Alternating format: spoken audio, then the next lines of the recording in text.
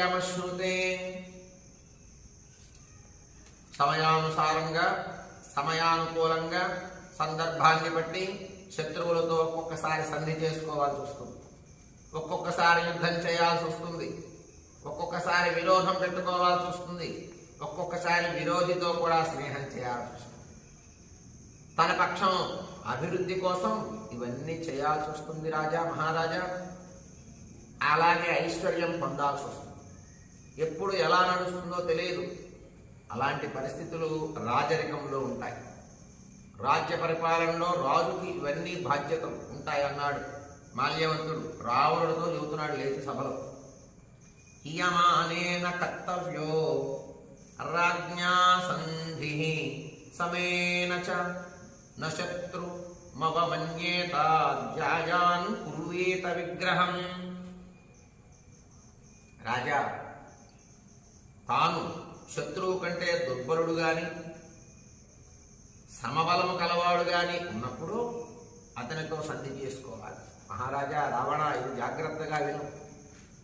శత్రువు మనకన్నా గనక బలంగా ఉన్నా, లేకపోతే శత్రువు కన్నా మనం బలహీనులుగా ఉన్నా, శత్రువు మనతో సమానమైన వాడైనా ఏమో గెలుపు ఎటొస్తుందో చెప్పలేవు అన్నట్టుగా గనక ఉన్నా సంధి చేసుకోవాలి, స్నేహం చేయాలి, మంచిగా మాట్లాడాలి, వితండవాదం చేయొద్దు, గొడవ చేసుకోవద్దు. అలా ఉంటే శత్రువుల వల్ల ఎప్పుడూ బాధ ఉండదు. మనకన్నా ఎక్కువ బలం కలిగిన వాడు శత్రువు అయితే మనం సంధి చేసుకోవాలి. సమమైన బలం పరాక్రమం కలిగిన వాడైనా సరే సంధి చేసుకోవాలి. ఎదుటి వాడికన్నా మన దగ్గరే బలహీనత ఎక్కువ ఉంది, మనం బలవంతులం కాదు అనిపించింది, ఎదుటి వాడితో సంధి చేసుకోవాలి. ఆలోచన విధానం మార్చుకొని నడవాలి మహారాజా. అలాగుంటే శత్రువులతో బాధలు ఉండవు అన్నాడు మాల్యవంతుడు రావణుడితో. తన్మహ్యం రోచతే సంధి సహ రామేణ రావణ యదర్థమభియుక్తోసి సీతా తస్మై ప్రదీయతాం.